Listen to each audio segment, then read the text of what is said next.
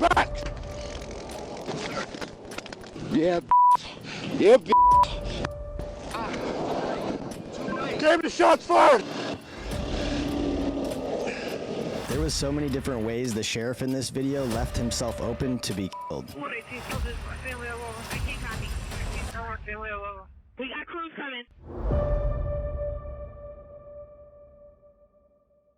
If you came here for politics or drama, you'll have to find it somewhere else. I'm not interested in anything other than the training points we can take away from this incident so cops can put themselves in a better position to win and limit their liability. Right or wrong, the attention this incident is getting is not where you want to be. And you can actually prevent these things from happening to you if you simply make better decisions. I only know what I can see from the video, so I'll probably make a few assumptions along the way. I'll use my own training and experiences to give you some best practices regarding traffic stops and taking people into custody. A Camden County Sheriff's deputy conducted a traffic stop on a pickup truck for speeding and reckless driving. While the sheriff was being assaulted, he shot the suspect one time and killed him. The incident begins as the driver speeds past the sheriff at a high rate of speed, which usually isn't a good idea and is the opposite of staying under the radar. Once the sheriff is behind the vehicle, you see that the vehicle begins failing to maintain a single lane. Once the sheriff initiates his overhead lights, it seems like the suspect vehicle doesn't slow down and actually maintains speed while continuing to drive erratically. The basic rule when you are getting stopped by a police officer is to pull over immediately as long as it is safe for you to do so. Although the freeway isn't the greatest place, it's all that is immediately available in this scenario. The suspect could have stopped at any point on the left shoulder, but he didn't. Personally, it appeared to me like the suspect wasn't going to stop at all. I would say that the sheriff had the suspect lit up for a considerable amount of time, to the point where I thought this was actually a vehicle pursuit. Before I knew the reason he stopped the suspect from the body camera, I thought he was actually approaching the suspect to arrest him for evading, which I also understand that's not how you would do that. I would almost guarantee you the suspect is going to be found to have been under the influence of narcotics or alcohol based on the way he was driving and his behavior. It's pretty clear to me that the suspect isn't in the right state of mind. The sheriff does approach the situation a little worked up and is operating with a little too much emotion and not enough tactics or thoughtful decision making. Something you learn after you have been a cop for years and years, and especially if you have been a cop in different parts of the country with vastly different crime rates, is that certain cops get excited or worked up about certain violations because they don't experience the seriousness of, say, people being shot or stabbed frequently. For example, a small town cop or a new cop might stop a car for running a stop sign and have this "not in my city" mentality. And the next thing you know, you're leaving there with 5 tickets, with one of them being that your windshield wiper doesn't have enough rubber on it. What I am getting at here is that the sheriff is overly worked up from the beginning. This had nothing to do with the suspect's actions, in my opinion, but is an indication of your ability to control a situation. The sheriff really stops his vehicle way too close to the suspect's vehicle, and there was already an indication that something wasn't right with this situation. So stopping with enough space between your vehicle and the suspect's vehicle allows you to move around if the suspect decides to jump out of his vehicle and shoot you before you ever have a chance to get out of your car. Another issue is that the sheriff is spending way too much time sitting in his car after he does come to a stop. When you are coming to a stop on a traffic stop, your feet need to immediately hit the ground. If you are not ready to do that when you stop, then stop a significant ways back, finish your communication, and then pull up to your actual stop location.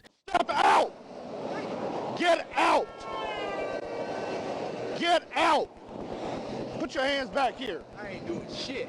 If there is ever a time to use a passenger side approach, it's definitely on the freeway. I'll have a video on the benefits of a passenger side approach linked at the end of this video. You don't want to be doing any of this interaction on the driver's side until you absolutely have to. This was the main issue that made me cringe the entire time I was watching this video. The sheriff is basically standing in the moving lane at times with his back to the traffic, and all I could hear in the back of my head was the sound of screeching tires followed by a loud crash and a cloud of debris.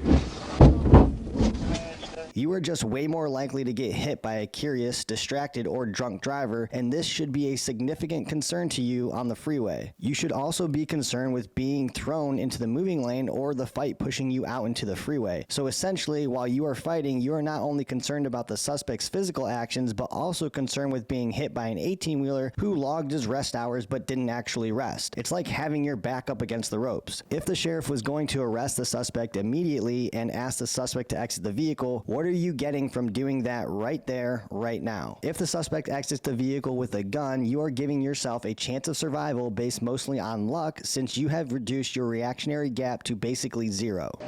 Put your damn hands back here. dude. Who are you?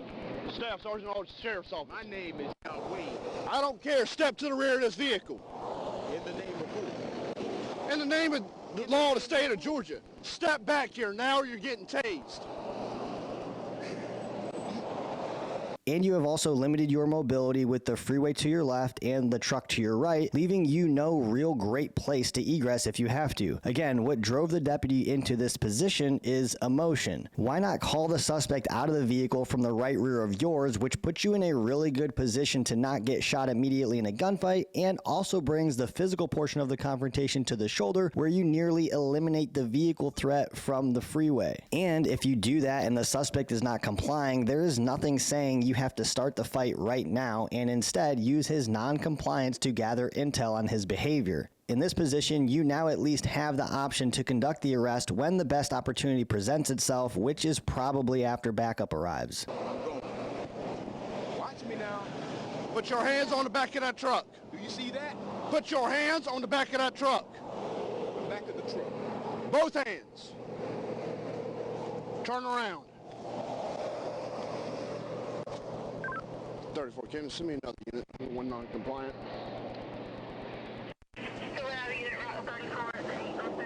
Your name is Officer who? Staff Sergeant Aldridge with the Camden County Sheriff's Office. Who county? Camden County. Put your hand behind your back. Do I have a warrant? Wait. No.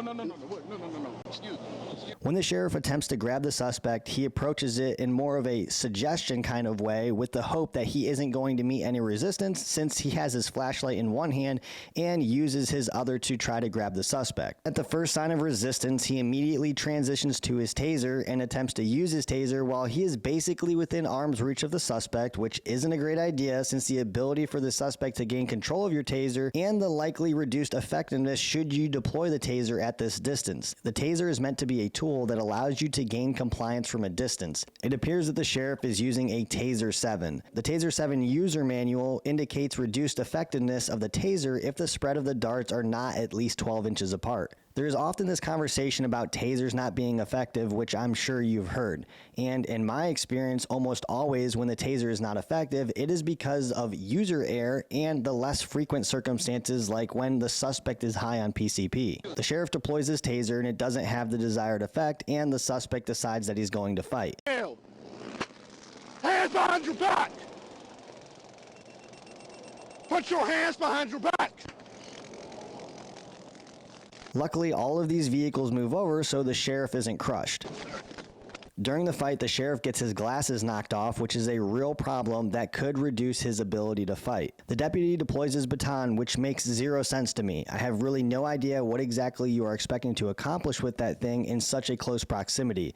It's certainly not going to save your life, which I would consider this a fight for your life as soon as the suspect starts fighting you. The suspect has his hands all over the sheriff's neck and face, and he says some not very nice things. The sheriff draws his handgun, shoots the suspect in the right side, ultimately stopping the threat. Stay down! Stay down! Stay down! The deputy has to locate his radio on the ground in order to advise dispatch of the situation. If you follow my Instagram, kineticconcepts_group, and even in some of my earlier videos I critiqued on this channel, I frequently call out the necessity for you to use a lapel mic or a whisper mic in order to not have your radio in your hand, which handicaps your ability to literally do anything else. At no time did it appear the deputy put in any effort to gain control through physical contact or takedown techniques, and instead continued to rely on tools that were inadequate for the job considering the circumstances. The Brinks truck had pulled over and one of the guards comes to the officer's aid. Since we are here, I might as well point out his grip and the fact that he has his finger on the trigger, and none of that is a good idea. With the suspect obviously incapacitated, if I looked over and saw that, I would definitely tell him to holster up, because there's a chance that while he is covering you as you are handcuffing the suspect, he accidentally shoots you in the back of the head. 5 minutes is a long time when you're fighting somebody, but it's not really a long time to get another unit to where you are. The sheriff requests an AED and is trying to use it before the other deputies take over, but an AED isn't used for victims. An AED is used to identify abnormal rhythm of the heart, which occurs during cardiac arrest. The problem isn't that the suspect has an abnormal heart rhythm, it's probably that he doesn't have a rhythm at all. And since the suspect most likely got lungs, he needs a chest seal followed by chest compressions, which I believe is what he eventually got. The chest seal will hopefully allow the suspect's lungs to fill with air like normal, and the compressions move oxygen and blood to the brain and heart. And the goal here is that the suspect's heart starts doing its job on its own, which in this case it did not. Before I finish this video, do me a favor. If you appreciate this content, subscribe to the channel and hit the notification bell to be notified. Everything in this video points to the deputy's lack of ongoing training and his complacency. He's probably done 100 stops before where he's done things in the same way and he's never met any resistance, so in those situations it was never a problem. In my opinion, there was a bunch of indicators that told me that this was a situation you would want to approach with a little bit more caution. The suspect not stopping right away, his erratic driving, coming to an abrupt stop is all telling me I don't want to approach this vehicle until I absolutely have to. In podcast 2 or 3, we talk about how there's almost always some culpability on the officer's part. Especially with policing nowadays, you have to learn how to decrease your liability and increase your chances of survival, and that usually starts with making better decisions.